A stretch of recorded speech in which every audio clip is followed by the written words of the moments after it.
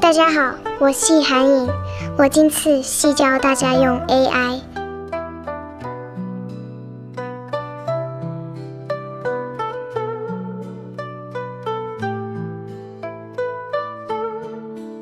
喺呢個年代，阿叔、阿婆、阿公、阿嫲們缺嘅早就唔係食嘅飲嘅保健品啦，佢哋真正缺嘅係一套跟得上時代嘅生存技能。所以為咗長輩們喺智能時代可以正常生活，少踩坑、少被呃，我用心準備咗中老年 AI 使用指南，希望大家都將呢條片轉發俾啲可能冇機會刷到嘅長輩。記住，好收藏、關注、讚啊！今日呢，我準備教大家識用豆包 AI。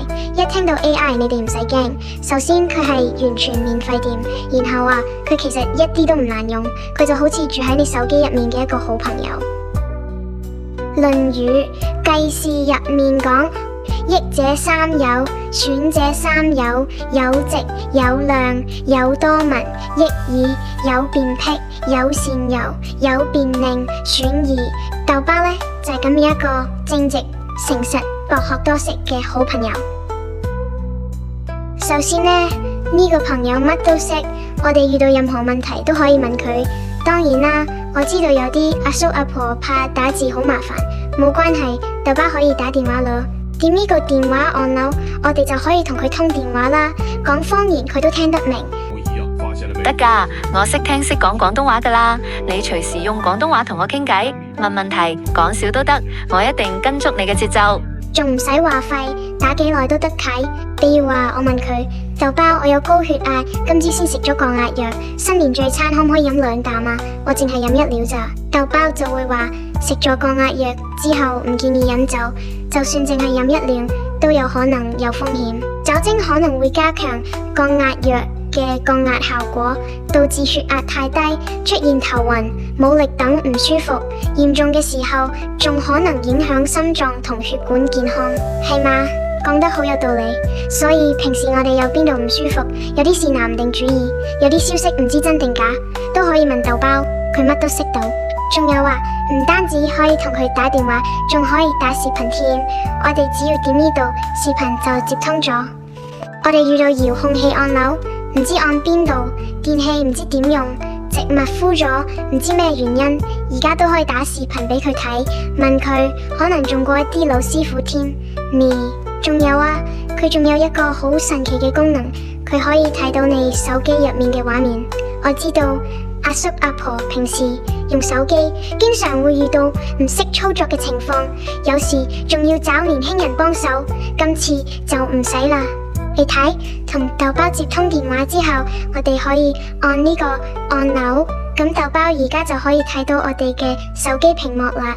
比如我話豆包，我想將我嘅手機屏幕字放大啲，喺邊度調啊？豆包就會教你。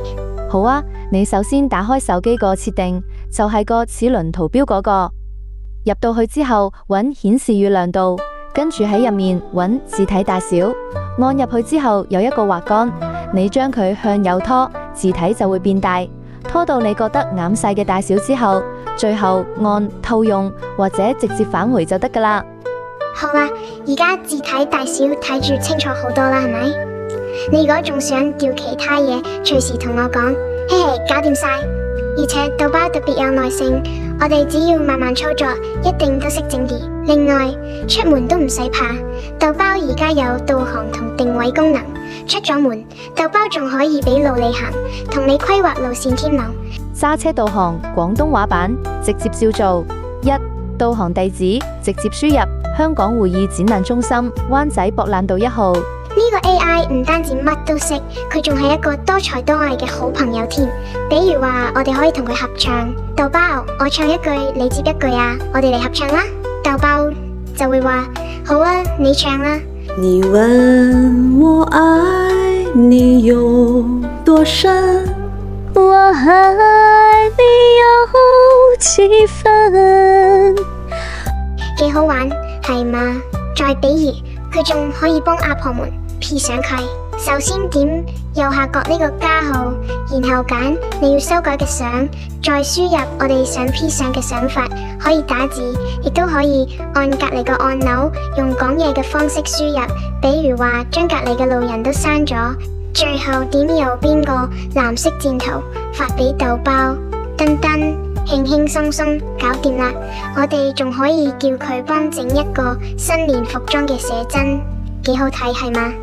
仲有啊，豆包仲可以幫你記事，提醒你食藥藥，比如話豆包提醒我每日朝早8點、夜晚8點要打胰島素，幾犀利係嘛？最後話豆包呢個朋友其實都可以乜都唔做，淨係陪你傾下心事。T，嫲嫲，我喺度，你係咪心入面有啲亂，瞓唔着？我就陪你傾下偈，我一直喺呢度 hea。好啦，阿叔阿婆，今日就先學到呢度，等你哋慢慢摸索。同豆包混熟咗之後，記得關注我，下次再教你哋更犀利嘅，拜拜。